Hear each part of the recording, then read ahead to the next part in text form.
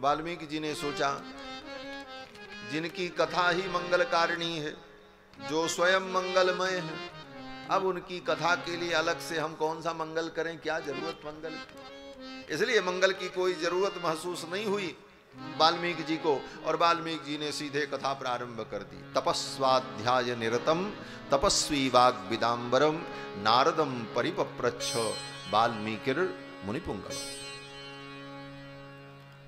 तपस्वाध्याय निरतम, तपस्या और स्वाध्याय में निरत रहने वाले, वाग विदाम्बरम, विद्वानों में श्रेष्ठ, नारदम, नारद जी का वाल्मीकि जी ने पूजन किया, और पूजन करने के बाद परिपप्रच्छ, पूछा। क्या पूछा? बोले वाल्मीकि मुनिपुंगवम। वाल्मीकि महर्षि ने, तपस्वी वाल्मीकि ने मुनिपुंगव श्री देवर्षि नारद से प्रश्न किया, और जो प्रश्न किया इसी प्रश्न से कथा गतिमान होती है। जहां कहीं भी भगवान की कथा गंगा प्रवाहित होती है, वहां कहीं न कहीं पहले प्रश्न ही होता है। बिना प्रश्न के कथा गंगा प्रवाहित नहीं होती। भगवान शंकर पार्वती जी के साथ सदा रहते हैं, लेकिन सदा गंगा कथा गंगा प्रवाहित नहीं होती। जब पार्वती जी पूछती हैं तब भगवान सुनाते हैं। पूछे रघुपति कथा प्रसंगा सकल लोक जग पावनी गंगा, तब कथा गंगा प्रवाहित होती जब पूछती हैं। सूत जी महाराज तो बैठे हैं, लेकिन जब तक शौनकादि मुनियों ने प्रश्न नहीं किया तब तक कथा गंगा प्रवाहित नहीं। शौनक जी ने प्रश्न किया, प्रभु आप कृपा करके मुझे कथा सुनाओ, कथा का सार सुनाओ। तब सूत जी ने वर्णन प्रारंभ किया। राजा परीक्षित ने भी पूछा पहले, ये नहीं कि सुखदेव जी आए और कथा सुनाने लगे।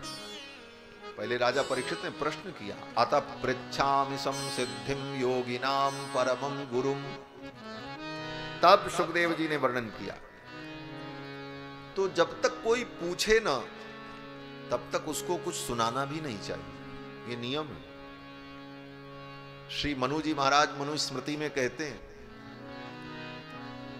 आजकल तो मनुस्मृति का नाम लेना भी बड़ा कठिन है महाराज, लोग कहते मनुवादी हैं ये, लेकिन सच्ची बात है हम लोग मनुवादी हैं। क्यों? बोले मनु की संतान है, इसलिए हमको मनुवादी होना ही चाहिए। अब जो लोग दनु की संतान होंगे, दानव होंगे, वो लोग दनुवादी बने, हम तो मनुवादी ही बनने में अपना गौरव मानते। हमको तो मनुवादी ही होना चाहिए, क्योंकि हम मनु की संतान है, हम दनु की संतान नहीं। दनु की संतान दानव और मनु की संतान मानव। तो अगर मानव है तो हमें मनु के सिद्धांत को मानना होगा। यद मनुर अवदत तद भेषजम, श्रुति कहती है मनु जो कहते हैं वो औषधि है, वो हमारे लिए उपादेय है। तो श्री मनु जी महाराज कहते हैं कि ना पृष्टः कस्यचिन् ब्रूयान न चान्याये न पृक्षतः। जब तक कोई पूछे ना तब तक उसको कुछ मत बताओ, और अन्याय पूर्वक पूछे तब भी मत बताओ। जानन्नपि मेधावी जड़वल्लोक आचरेत, सब कुछ जानते हुए जड़ के समान बैठे रहो, कुछ मत बताओ। जब वो श्रद्धा से पूछे, प्रेम पूर्वक पूछे, तत्व जिज्ञासु बन करके पूछे, तब उसको उपदेश करना चाहिए। बिना पूछे उपदेश नहीं करना चाहिए। इसीलिए भगवान श्री कृष्ण कहते हैं तद विद्धि प्रणिपातेन परिप्रश्नेन सेवया उपदेक्षन्ति ते ज्ञानम ज्ञानिनस् तत्वदर्शिनः। श्रद्धावान होकर, विश्वासी होकर जब प्रश्न करे तब उसे उत्तर देना चाहिए। वाल्मीकि जी ने प्रश्न किया, हे प्रभु, हे मुनिवर, आप तो तीनों त्रिलोकी में भ्रमण करते रहते हैं, अनेक अनेक लोकों में आप भ्रमण करते रहते हैं, भगवान के परम भक्त हैं। अब मैं आपसे जानना चाहता हूं कि इस लोक में ही नहीं समस्त लोकों में सर्वश्रेष्ठ पुरुष कौन है? कौन अस्मिन् सांप्रतम लोके गुणवान कश्च वीर्यवान? यही प्रश्न किया वाल्मीकि जी ने नारद जी से कि संपूर्ण लोकों में सर्वश्रेष्ठ पुरुष कौन है और जो सर्वगुण संपन्न हो। कितने गुण? बोले वाल्मीकि जी ने 16 गुणों की चर्चा की। चारित्रेण चको युक्त सर्वभूतेषु को हितः, जो चरित्रवान हो, सर्वभूत हितैषी हो, विद्वान और वो विद्वान भी, समर्थश्च और वो सर्व समर्थ हो। समर्थ ही नहीं, सर्व समर्थ। समर्थ तो हम आप भी हैं, इतनी तो सामर्थ्य हमारी आपकी है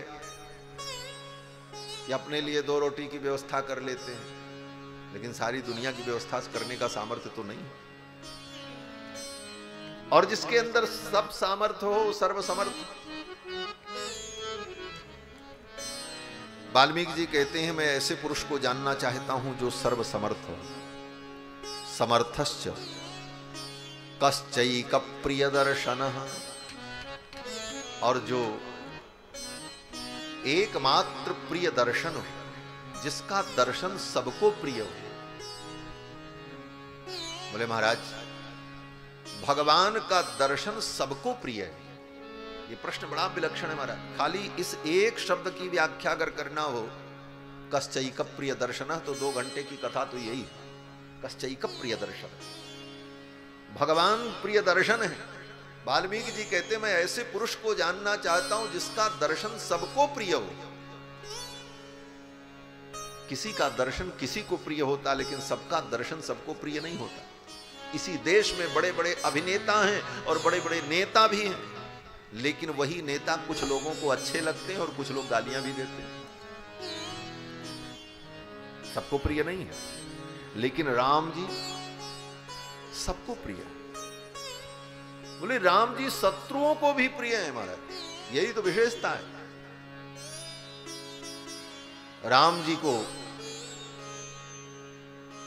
देखकर राम जी के जो शत्रु हैं उनका भी मन आह्लादित हो जाता है और राम जी उनको भी प्रिय लगते हैं। लेकिन लीला में उन्हें लड़ना पड़ता है, युद्ध करना पड़ता है, वो अलग बात है, लेकिन राम जी उनको भी प्रिय लगते हैं। उनका लड़ने का मन नहीं होता, लेकिन फिर भी लड़ते हैं, क्योंकि भगवान की लीला। और उदाहरण बोले जब शूर्पणखा का नाक कान काट लिया लक्ष्मण जी ने, तो शूर्पणखा गई और जाकर के खरदूषण के सामने चिल्लाने लगी, छाती पीट पीट कर, तुम्हारे जैसे वीर के रहते हुए तुम्हारी बहन की इज्जत चली गई, नाक कट गई, धिक्कार है तुमको। तो खरदूषण ने पूछा तुम्हारा नाक कान किसने काटा, बताओ, मैं उसे दंड दूंगा। तो अब शूर्पणखा को राम जी प्रिय नहीं लगने चाहिए, क्यों? बोले शूर्पणखा का नाक कान कटवा लिया राम जी ने, लेकिन फिर भी शूर्पणखा को राम जी प्रिय है, फिर भी प्रिय है। कश्चैक प्रिय दर्शनः, राम जी का दर्शन शूर्पणखा को भी प्रिय है। नाक कान कटने के बाद भी वो राम जी के गुणों का ही वर्णन करती है। और क्या कहती है? राम रक्षा स्तोत्र में उस श्लोक का हम सभी लोग पाठ करते हैं, लेकिन वो श्लोक मूल रूप से वाल्मीकि रामायण में है। शूर्पणखा यही कहती है कि भैया जिसने मेरा नाक कान काटा है ना, वो जवान हैं, बड़े सुंदर हैं, युवा हैं, बूढ़े नहीं हैं, वो तो युवा हैं और सदा युवा ही रहते हैं। जुवा सुबासाह परिवीत यागात सौश्रेयान भवति जायमानः, जो वेद भगवान कहते हैं। और भगवान की वो जवानी, भगवान का यौवन उसकी आंखों में नर्तन कर रहा है। और शूर्पणखा कहती तरुणऊ, जिसने मेरा नाक कान काटा है वो तरुण है, रूप संपन्न, बड़े सुंदर हैं। कोई कितना भी सुंदर हो, कितना भी अच्छा हो, लेकिन किसी स्त्री का नाक कान काट ले तो वो स्त्री उसको गाली ही देगी, नालायक, लुच्चा, लफंगा, दुष्ट, उसे अच्छा नहीं कहेगी।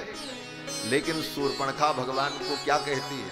बोले तरुणौ रूप संपन्नौ, जिसने नाक कान काटा है वो जवान है, रूप संपन्नौ, बड़े सुंदर हैं, रूप की संपदा से संपन्न है, रूप संपन्नौ, जिनका रूप सौंदर्य ही एक विलक्षण लक्ष्मी है।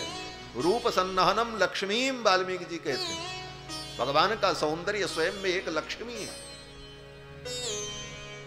तरुणौ रूप संपन्नौ, सुकुमारौ महाबलौ, और बड़े सुकुमार हैं, महाबलौ, और महाबलशाली भी है। जो सुकुमार होता है वो बलशाली नहीं होता, और जो बलशाली होता है वो सुकुमार नहीं हो सकता। लेकिन परस्पर विरुद्ध गुण दिखाई पड़ रहे हैं। बोले विरुद्ध गुण का आश्रय जो है वही तो परमात्मा है। वेदांती लोग कहते हैं, विद्वान लोग कहते हैं, विरुद्ध गुणाश्रयत्व जिसके अंदर हो वो परमात्मा। एक ही काल में विरुद्ध गुण का जो आश्रय हो, भगवान सुकुमार भी हैं और महाबलशाली भी हैं। दोनों परस्पर विरुद्ध गुण हैं, लेकिन दोनों एक साथ भगवान में विद्यमान रहते हैं। जो निर्गुण होता है वो सगुण नहीं होता, जो सगुण होता है वो निर्गुण नहीं होता, लेकिन भगवान सगुण निर्गुण दोनों हैं। क्यों? बोले परस्पर विरुद्ध गुण के आश्रय हैं। सगुण ही अगुण ही नहीं कछु भेदा, इसीलिए गोस्वामी जी शूर्पणखा कहती तरुणौ रूप संपन्नौ सुकुमारौ महाबलौ पुंडरीक विशालाक्षौ। इतने पे नहीं रुकी शूर्पणखा, कहती अरे उनकी आंखें बड़ी सुंदर हैं, वो कजरारी आंखें।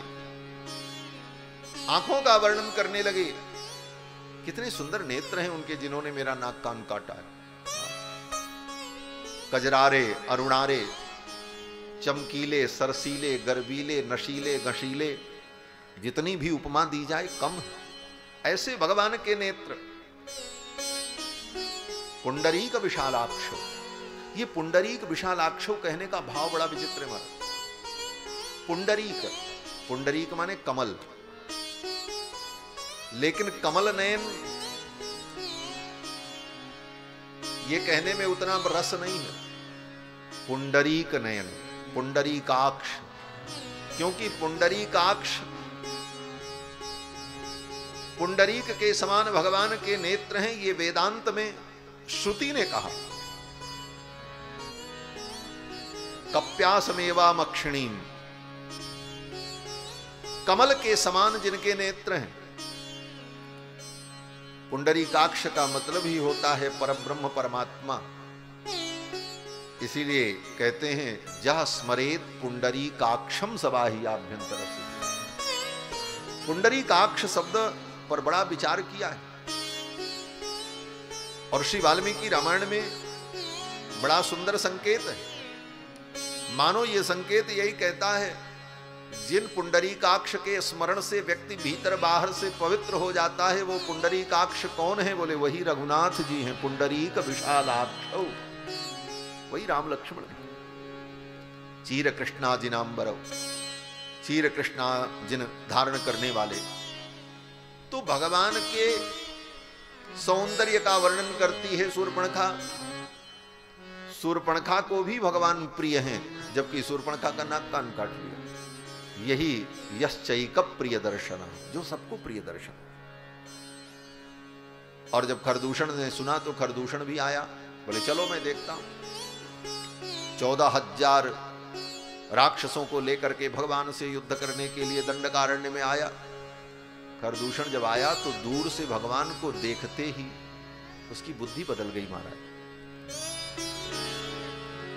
बड़े ताव में आया था, जिसने मेरी बहन को कुरूप बनाया है आज मैं उसे मार डालूंगा। लेकिन जब भगवान को देखा तो भगवान को देखते ही भगवान उसको प्यारे लगने लगे महाराज। वाल्मीकि जी तो यही कहते हैं कि जिसको सब प्रिय हो, जो सबको प्रिय लगे, मैं उसको जानना चाहता हूं। खरदूषण आया और देखते ही खरदूषण का मन बदल गया। खरदूषण ने अपने मंत्री से कहा, सुनो ऐसा करो, जाओ, ये बड़े सुंदर लग रहे हैं हमको, हम तो इनको मारने आए थे, लेकिन अब मेरा मन बदल गया, अब मारने का मन नहीं करता।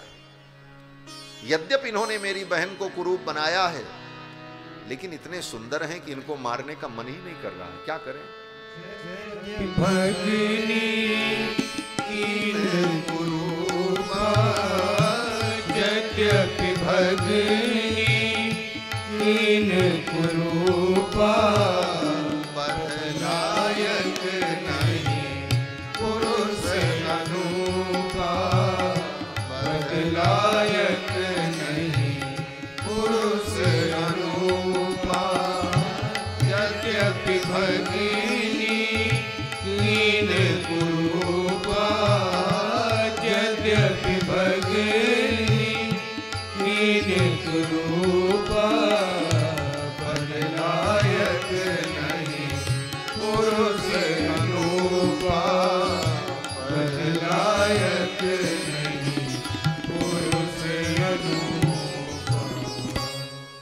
खरदूषण ने यही कहा, यद्यपि भगिनी कीन कुरूपा, बध लायक नहीं पुरुष अनूपा। इतने सुंदर हैं, इनको मारने का मन नहीं करता। जाओ, जाकर के इनसे कह दो कि यहां से चले जाएं और अपनी पत्नी सीता को यहीं छोड़ दें और चुपचाप चले जाएं, मैं इनको दंड नहीं दूंगा। आकर के दूतों ने कहा, मंत्री ने कहा, तो राम जी ने कहा, हम भाई डरने वाले नहीं, हम कहीं जाने वाले नहीं, आओ मुझसे युद्ध करो। तब बाद में खरदूषण युद्ध करने आया। मूल कथा तो वही है, लेकिन कहने का तात्पर्य कि वाल्मीकि जी जो नारद जी से प्रश्न करते हैं, कश्चैक प्रिय दर्शन, जिसका दर्शन सबको प्रिय हो, मैं उस पुरुष को जानना चाहता हूं। और ऐसे पुरुष कौन है? बोले राम जी, आत्मवान, जो आत्मवान है, आत्मज्ञान संपन्न है, जितक क्रोधो, जिसने अपने क्रोध को जीत लिया, और जो अगर क्रोध करें तो जिनके क्रोध से त्रिलोकी भयभीत होती। कस्य बिभ्यति देवाश्च जात रोषस्य संयुगे। वाल्मीकि जी कहते, मैं उस पुरुष को जानना चाहता हूं जिसने अपने क्रोध को जीत लिया हो, और फिर कहते, मैं उस पुरुष को जानना चाहता हूं जिसके क्रोध करने पर देवता भी डरते हो। बोले, तो जो क्रोध को जीत लिया है वो क्रोध करेगा ही क्यों? बोले, इसका मतलब ये है कि जिसने अपने इंद्रियों पर नियंत्रण प्राप्त कर लिया हो, क्रोध को जिसने जीत लिया हो, और समय आने पर अगर वो क्रोध करे तो उसका क्रोध कभी व्यर्थ न जाता। आगे अयोध्या कांड में महर्षि वाल्मीकि इस गुण की फिर चर्चा करेंगे, प्रसंग आएगा कि यस्य क्रोधो प्रसादश्च, जिसका क्रोध और जिसकी कृपा कभी निरर्थक नहीं होती। यह भी भगवान का एक लक्षण है। परमात्मा कौन? बोले, जिसकी कृपा और जिसका क्रोध कभी निरर्थक न हो।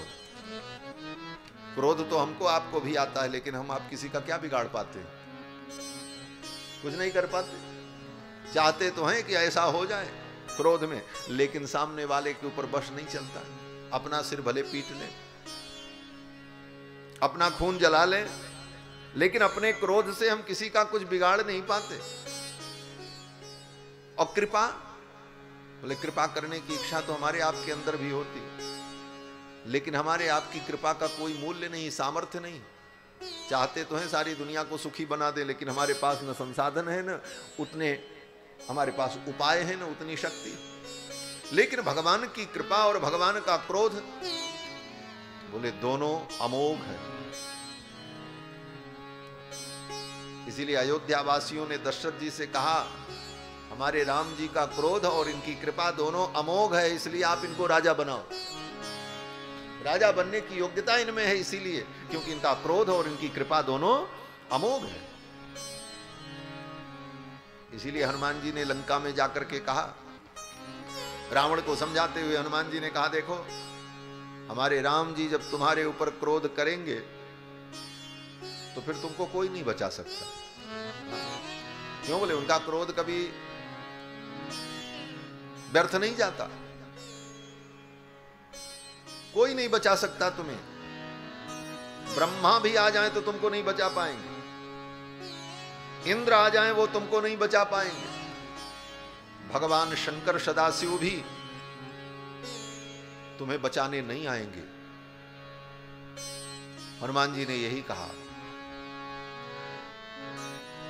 हनुमान जी महाराज कहते हैं, ब्रह्मा स्वयंभू चतुराननो वा शंभु पिनाकी त्रिपुरांतको वा इंद्रो महेंद्रो सुरनायको वा स्थातुम न सकता युधिराघवस्य। रघुनंदन अगर युद्ध करने के लिए धनुष बाण लेकर के आ जाएंगे और तुम्हारे ऊपर कोप करेंगे तो ये सब मिलकर के भी तुम्हारी रक्षा नहीं कर सकते, क्योंकि उनका क्रोध अमोघ। वाल्मीकि जी कहते हैं, मैं इन गुणों से संपन्न पुरुष को जानना चाहता हूं। 16 गुणों की चर्चा की, ऐसा पुरुष कौन है?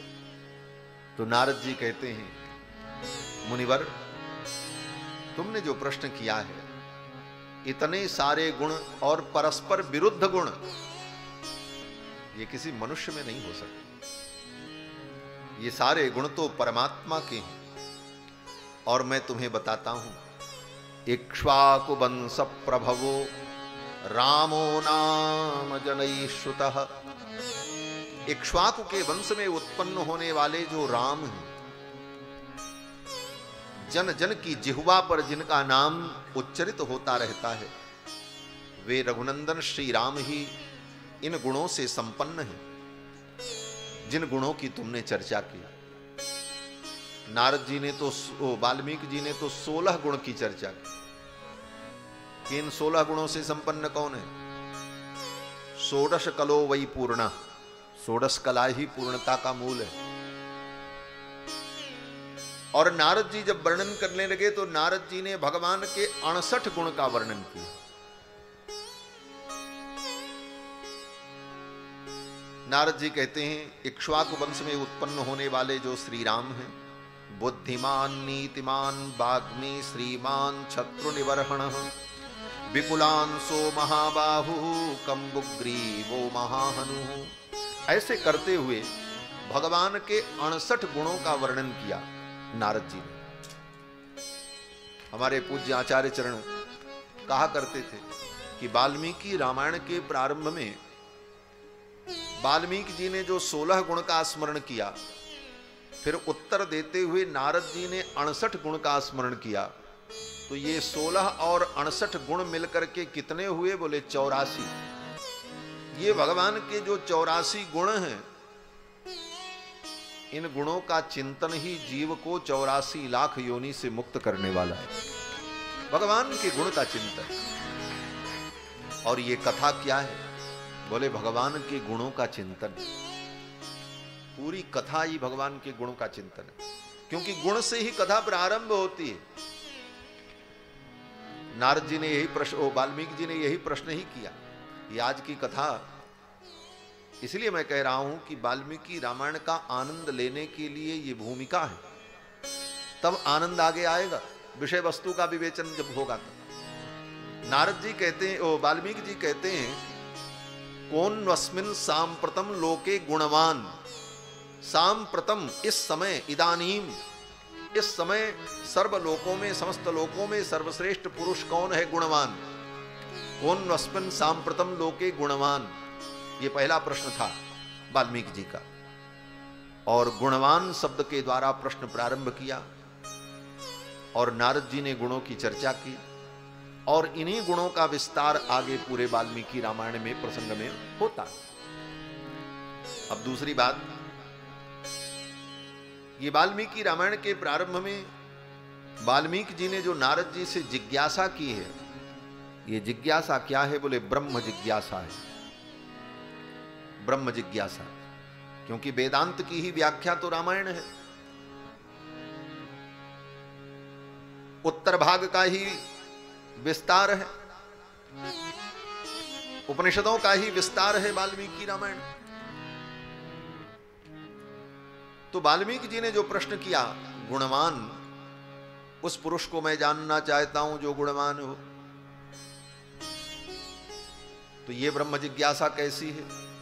बोले वेदांत की ब्रह्म जिज्ञासा तो थोड़ी नीरस है, क्योंकि वहां तो निर्गुण निराकार ब्रह्म की जिज्ञासा होती है और विचार विवेचन होता है, लेकिन ये ब्रह्म जिज्ञासा बड़ी सरस है। इसमें गुणयुक्त ब्रह्म परमात्मा की जिज्ञासा वाल्मीकि जी कर रहे हैं। गुणवान, यहीं से रामायण प्रारंभ होती है। कौन अस्मिन् सांप्रतम लोके गुणवान, जो गुणवान है मैं उनको जानना चाहता हूं। आगे गुण का भी वर्णन किया। बोले गुणवान कह दिया तो सारे गुण आ ही गए, फिर अलग से एक एक गुण कहने की जरूरत क्या पड़ी। तो वाल्मीकि रामायण के परम विद्वान श्री गोविंदराज स्वामी जी महाराज दक्षिण भारत में हुए। वाल्मीकि रामायण पर संस्कृत टीका है उनकी, भूषण टीका उसको कहते हैं, श्री रामायण भूषण टीका। बड़े अद्भुत अद्भुत भाव उन्होंने रामायण में वर्णन किया है।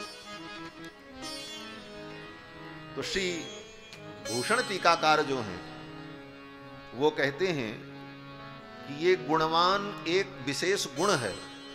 बोले गुणवान स्वयं में एक विशेष गुण क्या है, तो इसकी व्याख्या करते हुए श्री गोविंदराज स्वामी जी महाराज कहते हैं, गुण्यते आवर्त्यते पुनः पुनः आश्रितैहि।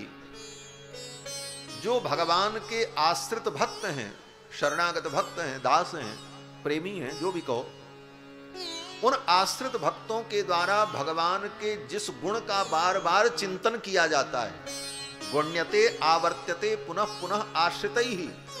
भगवान के आश्रित शरणागत भक्तों के द्वारा भगवान के जिस गुण का बार बार अनुसंधान किया जाता है, आश्रितैहि अनुसंधीयते,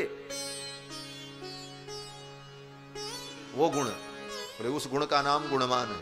बोले वो कौन सा गुण है, बोले उस गुण का नाम है सौशील्य। सौशील्य माने भगवान की सुशीलता। ये गुणवान का मतलब सुशीलता। और भक्त भगवान के सौशील्य गुण का बार बार चिंतन करते हैं। सौशील्य गुण भगवान का क्या है, कहते हैं सुशील सौशील्यम ही महतो। अत्यंत महान व्यक्ति हो लेकिन मंदई सह निरंध्रेण संश्लेषः, नीच से नीच व्यक्ति से भी जो बड़ी ही सहजता से मिल लेता है, जिस गुण के कारण, उस गुण का नाम सौशील्य है। जो बड़े बड़े लोग होते हैं वो छोटों से नहीं मिलते। लोग कहते महाराज वो बड़े लोग हैं, सबसे नहीं मिलते। लेकिन राम जी से बड़ा कौन होगा। लेकिन राम जी, बोले राम जी छोटे से छोटे व्यक्ति से भी मिलते, केवट को भी गले लगाते, बानरों को अपना मित्र बना लेते। केवट मीत कहे सुख मानत, बानर बंधु बड़ाई, जानत प्रीति रीति रघुराई। गोस्वामी तुलसीदास जी कहते भगवान केवट को भी अपना मीत बना लेते, बानर भालू से दोस्ती कर लेते, सबरी के द्वार पर चल करके भगवान स्वयं जाते। गृद्धराज जटायु को, जो कि पक्षियों में चांडाल है, अशुद्ध है, लेकिन उस गृद्धराज को अपनी गोद में बैठाकर अपने आंसुओं के जल से उनका अभिषेक करते। यह भगवान का सौशील्य जो गुण है, इसी सौशील्य गुण को गोविंदराज स्वामी जी ने गुणवान शब्द के द्वारा अनुभव किया। और ये गुण भगवान का जो सुशीलता है, बड़ा अद्भुत। भगवान के इस सौशील्य गुण को सुन करके भक्तों का मन विह्वल हो जाता है। और भगवान के सौशील्य गुण को सुनकर, भगवान के शील गुण को सुनकर जिसके मन में भाव नहीं जगा, भगवान की लीला सुन करके, भगवान के सौशील्य गुण को सुन करके भगवान के प्रति अनुराग नहीं हुआ, गोस्वामी तुलसीदास जी कहते हैं उसका जीवन व्यर्थ हो गया। सुनि सीतापति शील स्वभाव, सीतापति रघुनाथ जी के शील स्वभाव को सुनकर जिसके हृदय में हर्ष और आनंद नहीं हुआ, उसका जीवन तो व्यर्थ है। वो तो महाराज धूल खाए, उसकी जिंदगी तो धूल खाने लायक है। गोस्वामी तुलसीदास जी कहते हैं, पतिशील स्वभाव सुन सीता, पतिशील स्वभाव तन पुलक नयन जल, मोद नमन तन पुलक नयन जल, सोनर के हरि खाओ, सोनर के हरि खाओ, सुनी सीता पतिशील स्वभाव, सुन सीता पतिशील स्वभाव, सुन सीता पतिशील। ये भगवान का शील, और इसे सुनकर जिसके मन में मोद नहीं हुआ, तन में पुलक नहीं हुआ, आंखों में अश्रु नहीं आए, सो नर खेहरि खाऊ। वो तो धूल खाए, वो किसी काम का नहीं। क्या है भगवान का शील? एक शील का वर्णन करते हैं गोस्वामी जी। आप हम दुनिया में कोई अच्छा काम करते हैं, कोई काम आपने बहुत अच्छा किया, तो दुनिया तो आपको अच्छा कहेगी, लेकिन आपका मन भी ये स्वीकार करता है, प्राउड फील करता है, हमने अच्छा काम किया है, हमने कुछ अच्छा किया, मन को संतोष होता है। लेकिन भगवान कितने शील निधान हैं। अपनी चरण रज से अहिल्या का उद्धार किया। वर्षों से जो अहिल्या दुख पा रही थी, भगवान की चरण रज पड़ते ही उसे दिव्य शरीर की प्राप्ति हो गई, उसके पाप ताप नष्ट हो गए, परम पवित्र हो गई। देवता लोग भगवान का गुणगान करने लगे, लेकिन राम जी को प्रसन्नता नहीं हुई। राम जी के मन में यह नहीं आया कि मैंने बहुत बड़ा काम कर दिया। तो क्या आया राम जी के मन में? बोले राम जी के मन में यह भाव आया, ये मैंने क्या किया। गुरुदेव की आज्ञा मेरे लिए अकाट्य थी, और गुरुदेव की आज्ञा का तो पालन करना ही था, लेकिन मैंने अपने चरण से अहिल्या को छुआ। अहिल्या ब्राह्मण पत्नी है, ऋषि पत्नी है, और ऋषि पत्नी को मैंने एक ब्राह्मणी को अपने चरण से छुआ। यह सोच करके राम जी को पश्चाताप होने लगा। अहिल्या का उद्धार किया, इस बात का गर्व नहीं हुआ, अपितु पश्चाताप इस बात का होने लगा कि मैंने एक ब्राह्मणी को अपने चरण से छू दिया। क्या मर्यादा है रघुनाथ जी। नमो ब्रह्मण्य देवाय गो ब्राह्मण हिताय। एक ब्राह्मणी को मैंने चरण से छुआ, इस बात का राम जी को पश्चाताप होने लगा। राम जी का मुख उदास हो गया, मुखमंडल की प्रसन्नता चली गई कुछ क्षण के लिए। यह भगवान की सुशीलता है महाराज। गोस्वामी जी वर्णन करते हैं,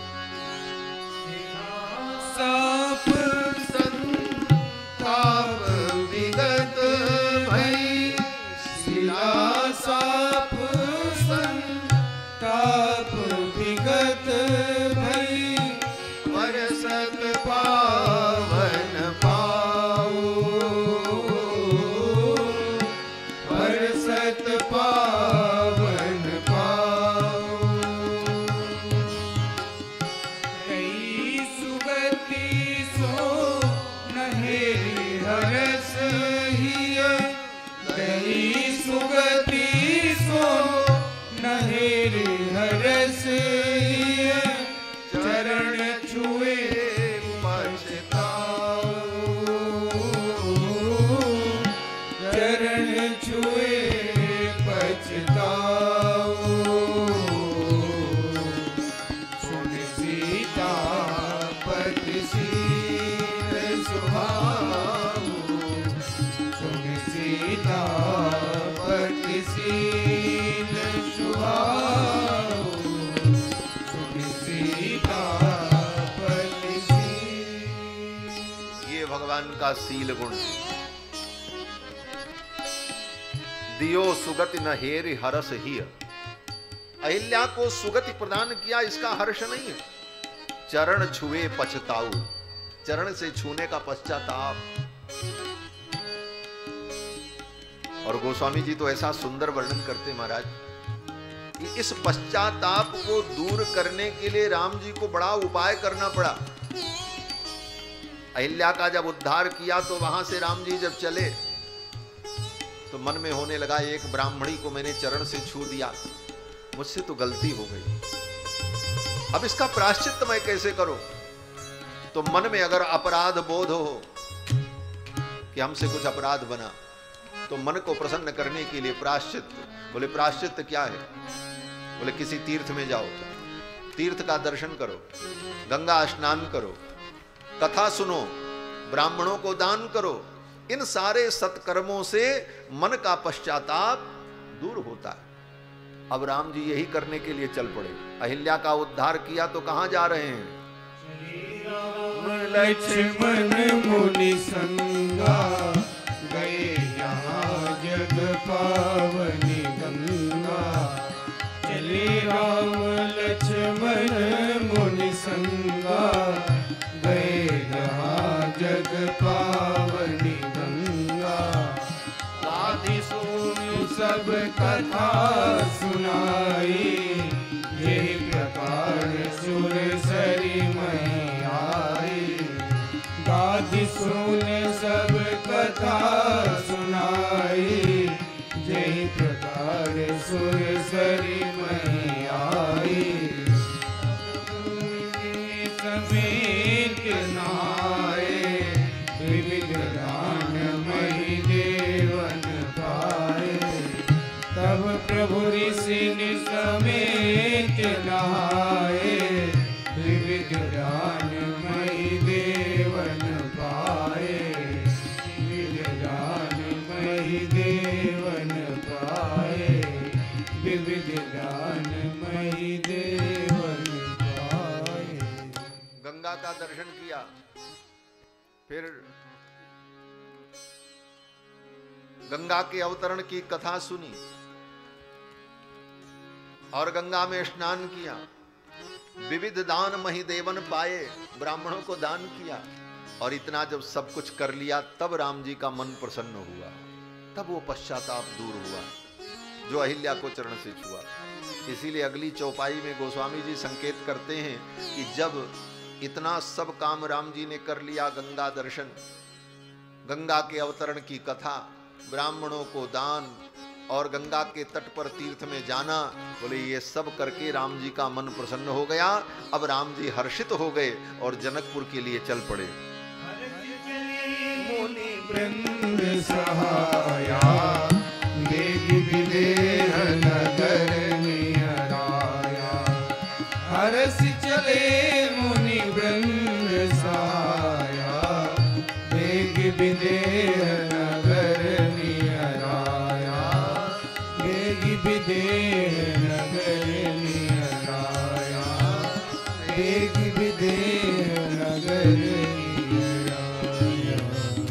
ये भगवान का शील गुण, इसी का नाम है गुणवान। गुणवान स्वयं में एक गुण है। ये गोविंदराज स्वामी जी महाराज और अन्य विद्वान ऐसा अनुभव करते हैं। तो सब मिलाकर के 84 गुणों का वर्णन यहाँ पर हुआ। और आगे संक्षेप में देवर्षि नारद ने वाल्मीकि जी को राम कथा सुनाई।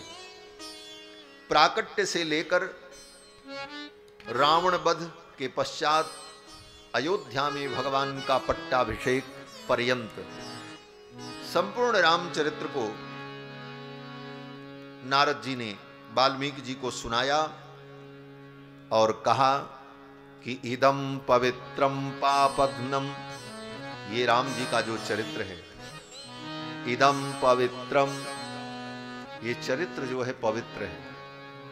क्यों? बोले भगवान भी परम पवित्र हैं। पवित्राणाम पवित्रम यो मंगलानाम च मंगलम, दैवतम देवतानाम च भूतानाम यो व्ययः पिता।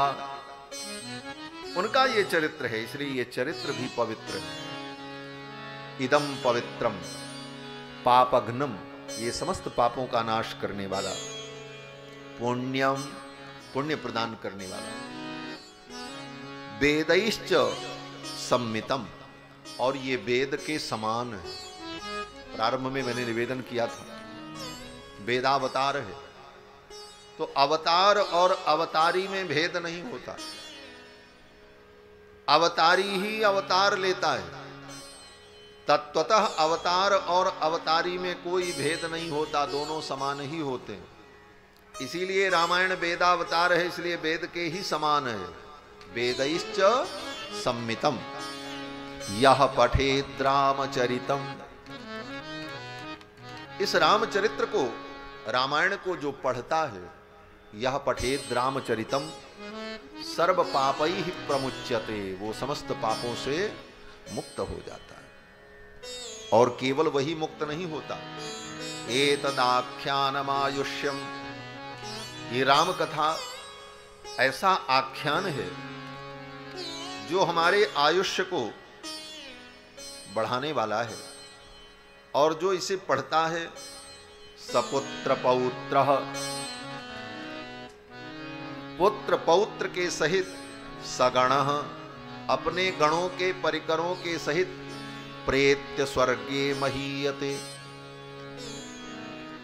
जो रामायण को पढ़ेगा उसका तो कल्याण होगा ही होगा, लेकिन इस रामायण को जो पढ़े उसके बेटे का भी कल्याण हो जाएगा, उसके पोता का भी कल्याण हो जाएगा। नारद जी कहते हैं सपुत्र पौत्रः, सपुत्र पौत्रः सगणः प्रेत्य स्वर्गे महीयते, इस दुनिया से जाने के बाद वो अपने परिजनों के सहित भगवान के परम धाम को प्राप्त करेगा। स्वर्गे महीयते, ये स्वर्ग शब्द जहां पर सकाम कर्मानुष्ठान का वर्णन होता है, वहां पर तो स्वर्ग वो देवताओं का स्वर्ग, जहां से व्यक्ति को आना पड़ता है। लेकिन जहां ऐसे प्रसंगों में स्वर्ग का वर्णन होता है, वहां स्वर्ग का मतलब भगवत प्राप्ति, भगवान का परम धाम, स्वर्ग का यही अर्थ लिया जाता है। तो प्राप्त स्वर्गे महीयते, वो स्वर्ग में जाकर, भगवत धाम में जाकर के अनंत काल तक सुख को प्राप्त करता है। तो 100 श्लोकों में संक्षिप्त रामायण नारद जी ने वाल्मीकि जी को सुनाई।